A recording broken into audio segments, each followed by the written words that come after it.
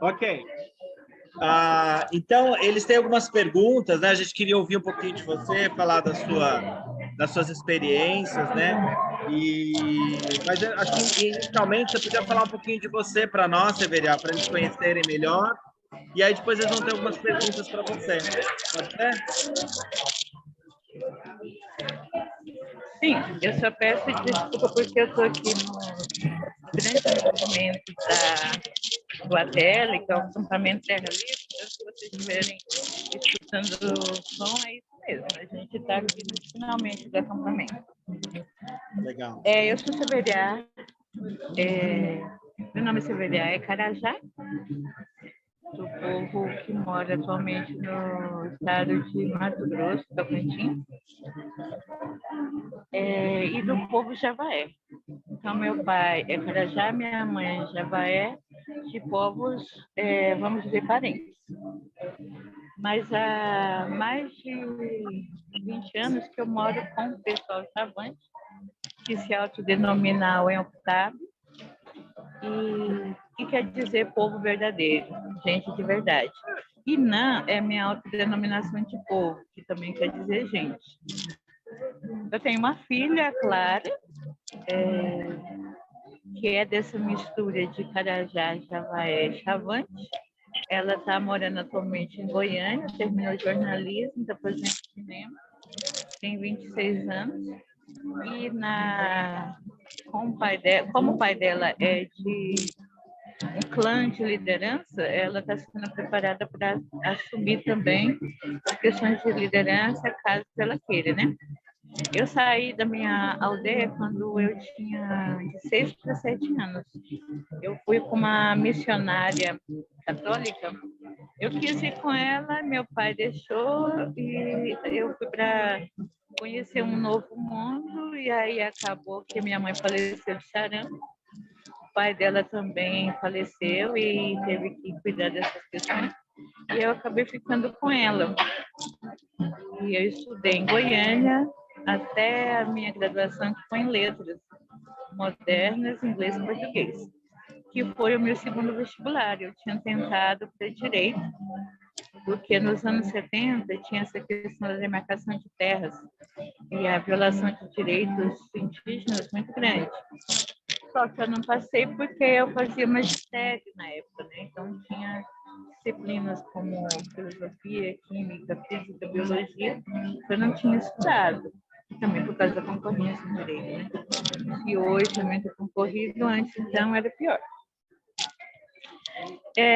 Eu me formei, depois eu voltei, porque o meu objetivo era justamente isso: sair da minha aldeia, estudar e voltar para o meu território. Só que onde eu morava, minha aldeia, era a família dos meus pais, a minha casa, era a última daquele antigo aldeamento. Então, quando a minha mãe faleceu e o meu pai faleceu, nós perdemos a terra.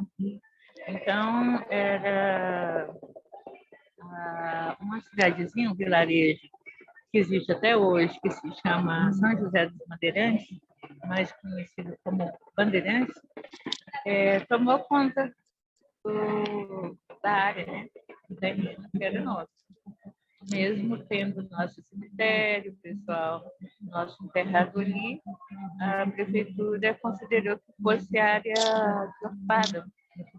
Então, a gente não tem como voltar mais para aquela parte da aldeia que era reconhecidamente nossa, né? Nós temos uma memória afetiva daquela região.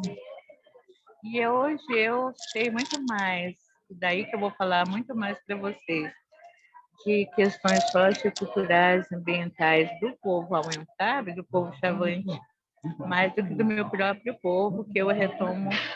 Estou pensando em retomar agora, porque eu fiz mestrado recentemente, não, 2 anos atrás, e estou pensando em fazer doutorado. Então, de repente, retomo minha família original.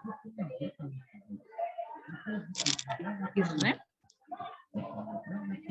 Obrigado, Severiá. A gente, né, bacana ouvir essa sua história de vida, né? E aí eu tenho aqui uma aluna, a Pilar, ela vai fazer uma pergunta para você. Sim. Ela representa o sexto ano. Vai lá.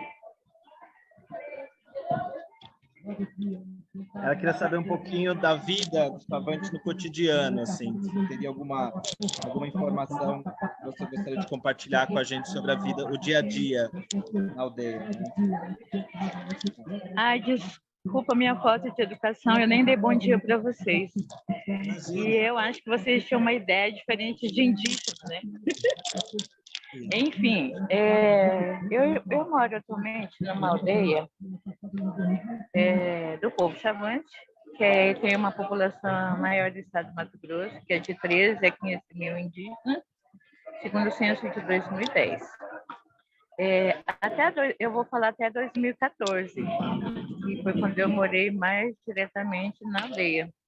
Porque depois de 2014 houve uma diferença muito grande, que eu voltei em 2019. Então, de 2014 até 2019, houve a dinâmica cultural, nossa, principalmente entre os jovens, teve, sei lá, um pulo, né? Então, o que normalmente é a vida nossa, diária, cotidiana? Normalmente a gente, antes da televisão, chegar em todas as casas, a luz para todos chegar em todas as casas, nós tínhamos uma casa que tinha a televisão comunitária. E nessa televisão comunitária, como a gente tinha um projeto de registros de cerimônias, né? E o pessoal tinha curiosidade de ver filmes e tudo mais, era uma casa coletiva que a gente ia ver esses filmes, esses documentários.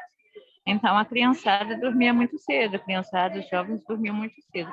Então, a gente acordava por volta de 5, meia, 6 horas para tomar banho no córrego que passa lá na aldeia, porque as crianças, inclusive, brincavam, as de 6 até uns 8 anos, brincavam de disputar quem chegava primeiro no rio, quem não tinha medo de tomar banho frio. Então, a gente acordava por essa hora, começava a fazer a fogueirinha para a gente fazer o café.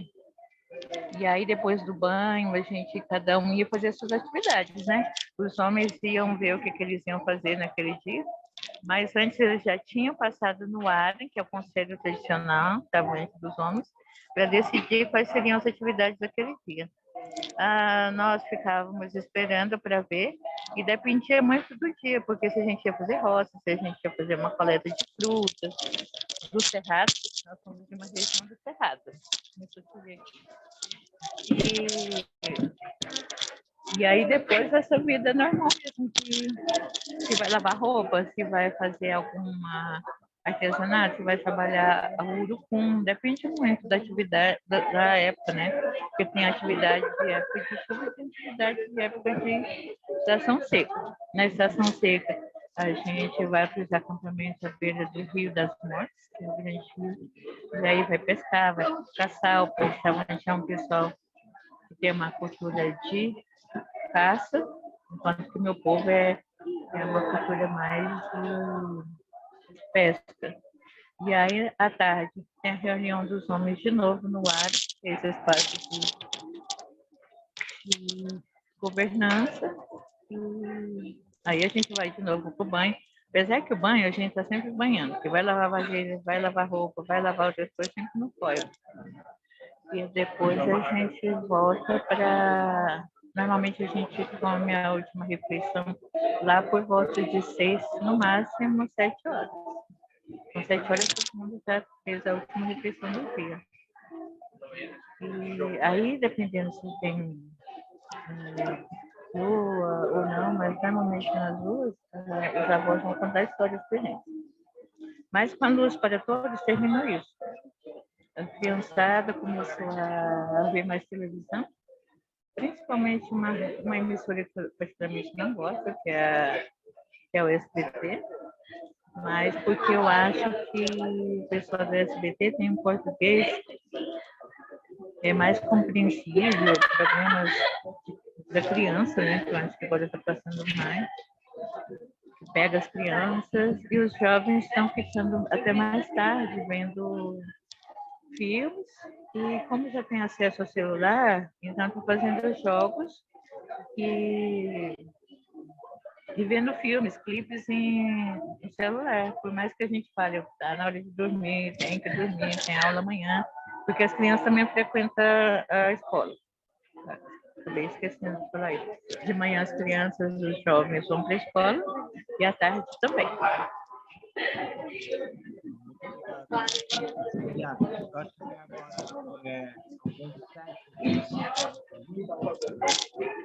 agora alguns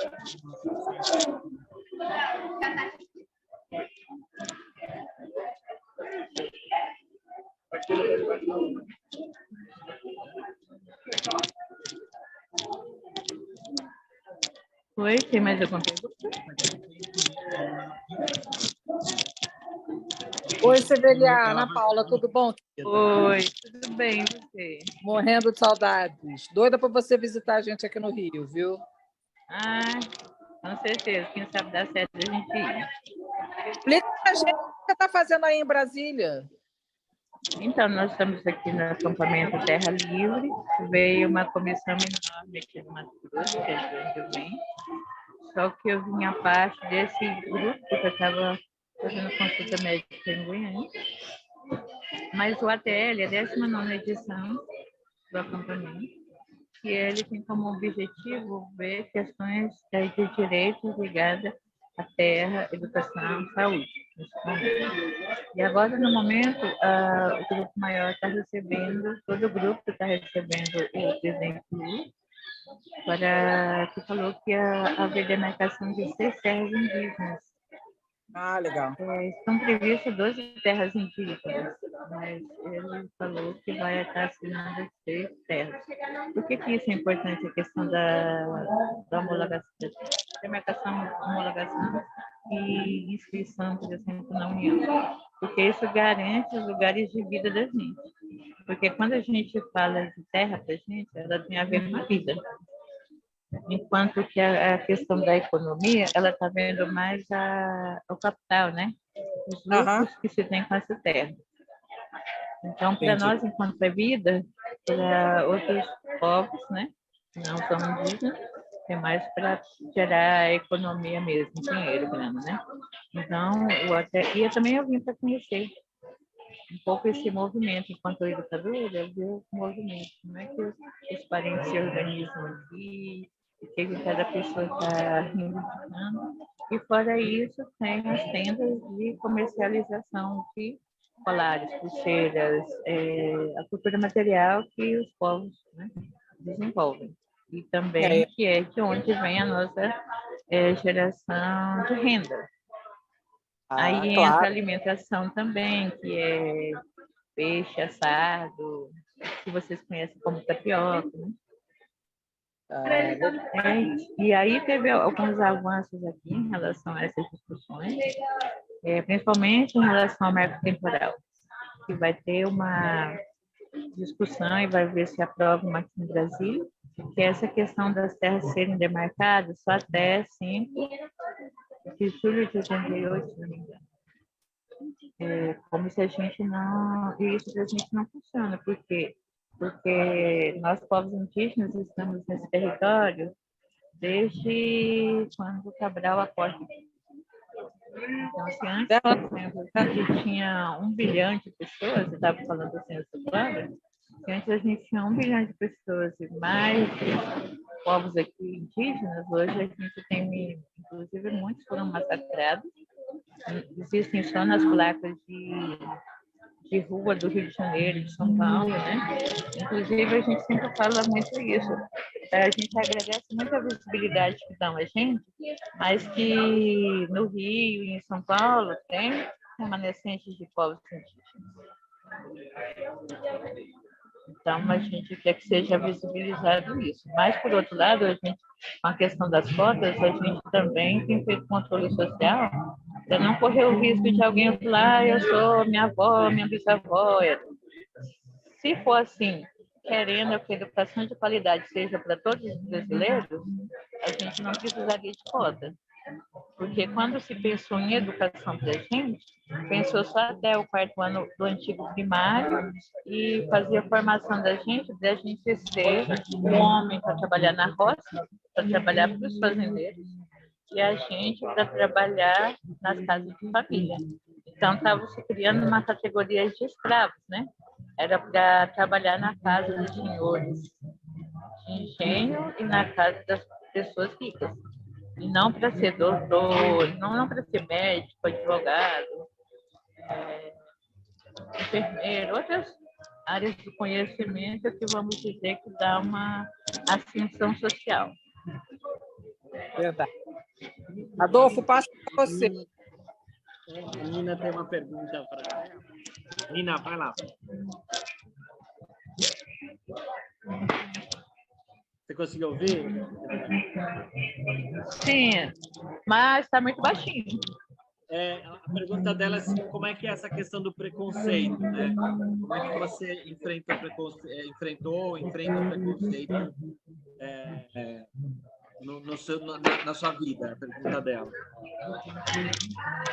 Então, eu comecei a entender essa questão do preconceito quando eu frequento a universidade e procuro projetos que têm a ver com povos indígenas na universidade.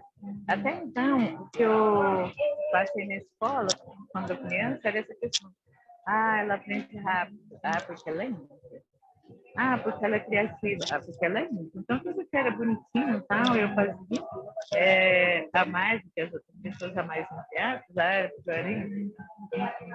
Depois, quando eu comecei o movimento, começar mais a entender os projetos dos povos indígenas, eu estive envolvida num projeto da Universidade Católica de Goiás, professor da antropologia, e fui visitar uns territórios que estavam tendo problemas com terra. E aí que eu enfrentei mesmo que hoje é chamado de preconceito, né? Que tem sido visibilizado mais em relação aos negros, pouco se fala em relação ao racismo. Tem essa diferença, racismo e preconceito, mas que dá na mesma coisa que é a falta de respeito e entendimento em relação a povos que sejam diferentes, pessoas brancas, né? Europeias. Então, nesse caso, as pessoas não indígenas daquelas cidades, elas começavam a me olhar de um jeito que eu nunca tinha visto antes, e que era um olhar muito de ódio. E quando eu me aproximei de uma dessas pessoas para perguntar, olha, eles se espantaram porque eu falava português. E aí eu fiquei assim, pensando que a pessoa não tinha escutado, né? Eu falei, que horas? Aí ele foi, eu falei, que horas são? Ele, que quer? Aí eu falei, que horas são? Ele, é assim.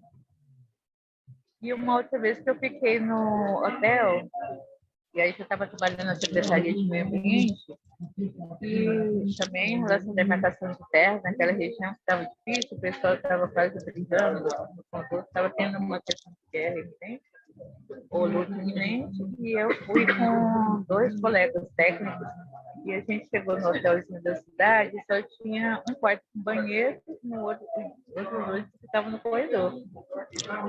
E aí a mulher olhou para mim assim, esquisita, olhou para os outros colegas assim, e falou, olha, só tem um banheiro, só tem um quarto com banheiro. Aí eles 2 falaram, deixa para ela, então a gente fica nos outros 2 quartos. Aí essa pessoa, que era inclusive uma mulher, virou e falou assim, mas para ela? Aí ele falou, para ela. Para ela? Aí quando eu fui para o quarto, essa senhora veio e me entregou. Aí realmente aquela brincadeira, você pode fazer a cama. Ela me deu toda a roupa de cama para eu cobrir o colchão. Então, assim, isso foi mínimo, né? Porque essa questão do ódio nas pessoas, eu sempre faço assim, foi o primeiro contato que eu tive com o quadro científico. Agora, no Mato Grosso, quando eu me casei, aí foi pauleira mesmo, porque era todo dia. Todo mundo ficava mostrando para mim que eu era uma pessoa que não fazia parte daquele jeito pelo simples fato de sentir. E, inclusive, até hoje, assim, se eu entro no supermercado, os funcionários, um funcionário às vezes vai atrás de mim, assim, como quem não quer nada, vendo se eu vou levar alguma coisa assim escondida, roubar, na verdade. Alguma coisa, os preços, por exemplo, às vezes eles não fazem desconto porque eles acham que a gente recebe dinheiro do governo, que cada criança nossa, quando nasce uma criança nossa, né, que cada criança daquela já ganha dinheiro do governo, então eles acham que a gente é muito preguiçoso, que a gente não produz nada e que a gente é muito beneficiada pelo governo federal, principalmente, né? Então, para mim, o que eu fiz para combater um pouco desse preconceito? Enquanto educadora, enquanto professora, a gente tem feito, junto com o Conselho dos Homens e junto com a aldeia, projetos como participar do Ponto de Cultura, né, que o Ministério da Cultura disponibilizou recursos para os pontos de cultura no Brasil todo. E a gente, então, participou enquanto formador do ponto de cultura indígena. A gente tem feito algumas sessões na Câmara da cidade de Canarana, que é de onde eu venho, né? A terra indígena Pimentel Barbosa, ela está no município de Canarana e Ribeirão Cascalheira, no Mato Grosso. Então, a gente tem feito mais ações educacionais com os alunos, igual eu estou falando com vocês, e a gente tem feito esse trabalho já há bastante tempo, desde 80, final da década de 80, inclusive a gente recebeu na aldeia anterior, que eu fui cofundadora, a gente recebeu, antes a gente recebia pessoas em Pimentel Barbosa, inclusive adolescentes da Alemanha, a gente fazer esse intercâmbio, porque os nossos mais velhos falam da filosofia de ser e estar no mundo, e os jovens e as crianças, quanto mais entendem, quanto mais compreendem a diversidade do mundo, compreendem a riqueza de se ter uma comunidade de povos diversos, cada um acaba respeitando os direitos e os deveres, né? Porque a gente não fala só de direitos, mas a gente também reconhece os deveres que a gente tem. Então, particularmente é isso. Uma outra coisa que é preconceito, que só para fechar aqui, que é uma coisa que a gente sempre fala. Quando é em relação aos povos indígenas, que é fixar essa coisa de que a gente não deve ser respeitado, o pessoal sempre os índios invadiram o Congresso, os índios. Primeiro, porque não tem esse negócio de índios. Segundo, porque aqui povo indígena que se refere. Mesmo que se fale em relação aos chavões, que é do povo onde eu estou morando, né? Que é na região que eu estou morando, eu falo assim, os chavões fecharam a BR-163. Que chavões que foram esses? Porque assim, várias comunidades, várias aldeias, então tem que dar mais essa informação. Então, quando fala de modo geral, é como se a gente falasse assim, os paulistas, os cariocas, igual essa mentalidade que a gente sabe, que os cariocas não fazem nada, os cariocas são folgados, enquanto os paulistas são as pessoas que trabalham muito. Mas aqui, carioca, quem é esse carioca? Porque no Rio só tem favela. Porque os favelados, que aliás, usa esse termo favela para quê? Para desqualificar as pessoas que moram lá. E nem todos estão envolvidos com o tráfico. Então, assim, isso aumenta o preconceito. Quando fala os índios, aumenta o preconceito em relação a isso.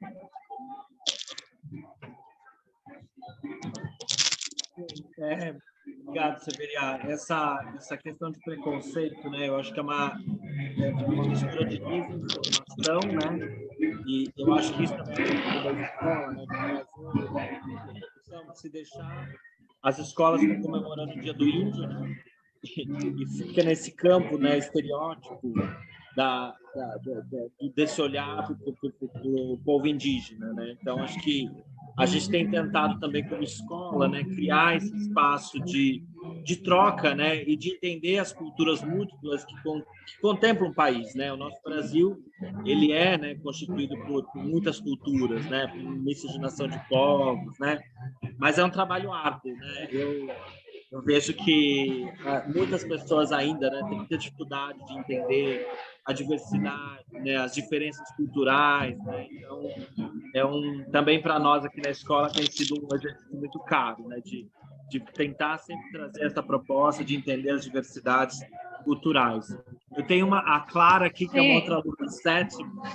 Sim, só um minutinho. Eu queria lembrar o seguinte, que a gente tem que lembrar que a gente tem um país de 500 anos de contato. Então, às vezes, quando vocês veem na televisão pessoal que parece negro, com toda a indumentária indígena, aqueles lá são negros, não são índios. Mas são os povos que receberam a comitiva portuguesa quando aqui chegaram, que foram obrigados a se miscigenar, que foram obrigados a falar a língua portuguesa. Então, tira tudo de nós para desqualificar a gente e depois falar, não é mais índio, porque não fala mais a língua, porque não tem aquela cara de índio que a gente conhece. E a maioria das pessoas, mesmo produções de filme, por exemplo, novelas agora na Globo que passa, é sempre esse camarada, quando não é aquele cara besta, né, que tá falando, não sei falar português, ou fala tudo errado, ou tem que estar sempre de cocar, né? Vocês estão vendo que eu não estou de cocar. Porque esse estereótipo também que passa, a gente tem que estar sempre de cocar, a gente tem que estar sempre pintado, mas essa não é a essência, a gente está sempre pintado com as nossas roupas quando a gente está nos nossos cerimoniais. É a mesma coisa de vocês, quando usam black tie. Vocês não usam black tie o tempo todo e nem é todo mundo que usa black tie. Não é todo mundo que está usando, entendeu? Então, assim, os povos, ninguém fica com roupa de festa o tempo todo aí na galera de vocês. Então, mas quando retrata a gente, é sempre assim, a gente está de cocarda, de não sei o quê, que são as nossas roupas, que a gente reconhece como roupas, e às vezes também fala, os índios andam nus. E aí eu sempre brincava, vocês estão andando mais nus do que a gente, com determinadas roupas. Então, é assim, só para finalizar. A próxima pergunta? Deixa eu fazer uma pergunta. Vai lá, Karine. Fala bem alto, eu tô ouvindo.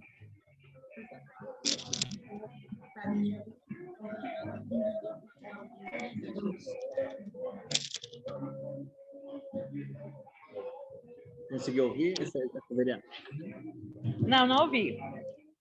A pergunta dela é se você conhece alguém que participou ou participa, né, dos Jogos Mundiais dos Povos Indígenas.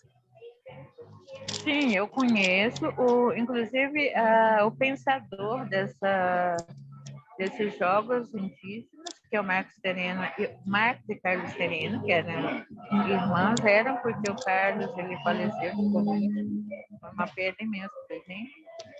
E essa ideia ela nasceu com o Marcos e Carlos, que é justamente de visibilizar os povos indígenas no lado positivo, que tem essa formação do corpo, né? Cada povo forma seu corpo de uma forma, pessoas que vocês, na verdade, conhecem como esporte, mas que para a gente são coisas práticas diárias que a gente faz.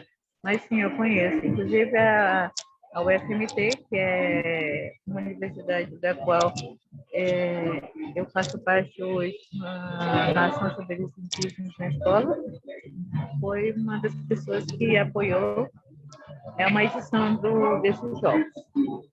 E isso em questão de jogos indígenas. Mas em Barra do Garças tem representantes da UNES que vão concorrer na Olimpíada mesmo, essa mundial mesmo reconhecida, que tem a tocha e tudo, na corrida. Eu não me lembro qual é, se 100 metros rasos, eu não sei. Mas tem indígenas participando dessas categorias nos Jogos Olímpicos. Então, tem os Jogos Indígenas e tem os Jogos Olímpicos. Dos Jogos Indígenas eu conheço alguns atletas, e desse outro dos Olímpicos eu não conheço, só matéria mesmo. Obrigado, Severiano. Você tem só uma última perguntinha aqui do aluno, a gente já...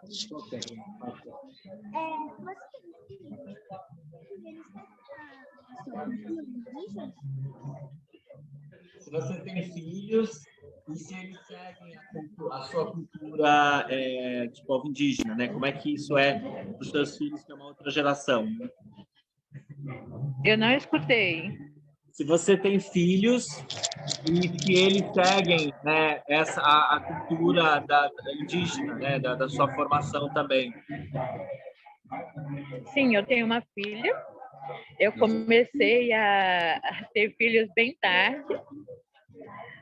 Tradicionalmente, na aldeia, já deveria ser a bisavó. Mas eu tenho uma filha de 26 anos, essa que eu falei, que está fazendo a segunda graduação que é cinema. Inclusive está aqui comigo. Sempre cresceu no movimento indígena e, por conta disso, ela sabe da importância que é. Ela participou dos ritos, inclusive. Se ela fosse menina, ela teria ido para a casa de reclusão, que no povo chavante os meninos ficam 5 anos. Nesse período que o pessoal da cidade fala dos aborrecentes, os nossos adolescentes estão na casa de reclusão, os meninos. Ficam longe do pai, da mãe, dos avós, da sociedade. E as meninas ficam retiradas também, não correm mais na aldeia, não brincam mais na aldeia, vão ficar mais perto das tias e das avós. É um momento de reclusão também. Então, minha filha passou por isso. Antes, quando ela era até uns 9 anos, a aldeia, para ela e para a turma dela, não tinha limite. Ela podia ir para todo quanto é lugar, inclusive na reunião dos homens, que ficam no pátio central, que normalmente quem frequenta mais são os homens. Mas a meninada ali pode, fica lá. Eles não ficam lá o tempo todo porque eles acham chato, né? Mas todo o acesso da aldeia, dos lugares, era para as crianças ali. Agora, a partir dos 9 anos, as meninas ficam mais perto das tias, primas, aprendendo as coisas de meninas, adolescentes, e de namoro, essas coisas. E os meninos vão para a casa de reclusão melhorar essas questões do canto, da voz, porque eles cantam e dançam quando fazem a furação de orelha, porque furar a orelha no chavante é coisa de homem e não de mulher. No povo carajá, não, as meninas furam a orelha, passam por rituais também. E a minha filha participou disso, né? Ela é madrinha de um dos grupos, porque no chavante são clãs, 2 clãs, o homem e Poreaona. Ela é do clã dos Poreaona, por causa do pai, que é Poreaona. E daqui em 2025, ela vai participar da furação de orelhas dos grupos dos meninos que são afilhados dela, que estão reclusos. Então, ela está participando, sim. E provavelmente, quando ela casar, ela vai passar pelo ritual do casamento, que tem a ver com caçada, uma série de festas. Sim. Queria agradecer. E ela fala a língua, viu? Ela fala a língua materna dela, que é português, que ela fala, porque eu falo português, e ela fala chavante também, que é a língua do pai dela. E está fazendo um pouco de inglês por causa da área dela de atuação, né, que é jornalismo e cinema. Queria agradecer muito a sua participação, assim, ter dedicado tempo para a gente. E eu tenho uma pergunta para fazer, em geral. A gente está fazendo um trabalho com os cerrados, pessoal. A gente está fazendo um trabalho com o cerrado. Aí depois a gente te manda as fotos do nosso trabalho e com certeza você vai estar no nosso trabalho. A gente está pesquisando o cerrado, por isso que a gente está também entendendo da cultura chavante, né? Então, muito obrigado por dedicar esse tempo para aqui com a gente. Então, quer dizer, aliás, até eu ia fazer uma pergunta, mas já que você falou do cerrado, o pessoal chavante foi da região que eu venho, foi o primeiro que falou sobre a importância do cerrado para o Brasil. Bacana. Inclusive, pesquisas que eles têm hoje com frutas e tal, e todo mundo faz, ela nasce a partir de uma pesquisa que o povo chavante fez com biólogos e outros especialistas. Então, assim, depois eu posso disponibilizar para a Ana Paula os links para vocês se aprofundarem de repente mais nesse assunto. Porque o cerrado, ele é berço de 3 bacias que fazem parte do Brasil e que está correndo muito perigo. Então, é muito importante que se tenha consciência disso.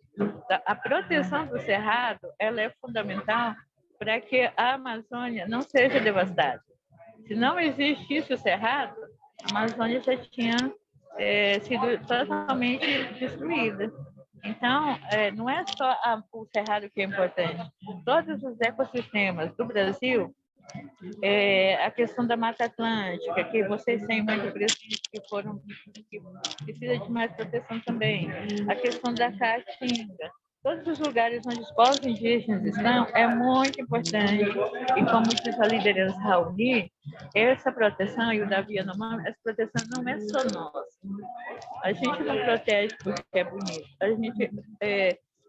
A gente faz parte dessa natureza, é a casa da gente, por isso a gente tem que tomar conta, mas também é a casa de vocês precisam cuidar mesmo, porque vocês estão vendo que está tendo mudança climática, vocês estão vendo que o tempo tem mudado bastante, então é interessante que os alunos percebam isso. Que não é uma questão só que é bonito, mas que é uma questão de vida mesmo, para todo mundo que mora aqui no Brasil. Então, parabéns para vocês que estão trabalhando no Cerrado. É interessante ver outros povos indígenas que estão no Cerrado também. Eu espero que eles tenham gostado e, de repente, eu faço uma visita para vocês até o final do ano. Quem sabe? Leva uma comitiva aí e a gente possa fazer uma dança aí com a galera. Seria ótimo, seria ótimo. O nosso tema é conhecer para preservar, né? Então, a gente vai compartilhar com você depois e você compartilha esses links com a gente para ajudar aqui a gente na pesquisa, construir esse projeto, para a gente depois aí também te mostrar, tá bom? Obrigado, viu, Samira? Bom dia aí para você. A gente agradece. Para você também. Obrigada pelo convite. Tá. Até mais. Um abraço.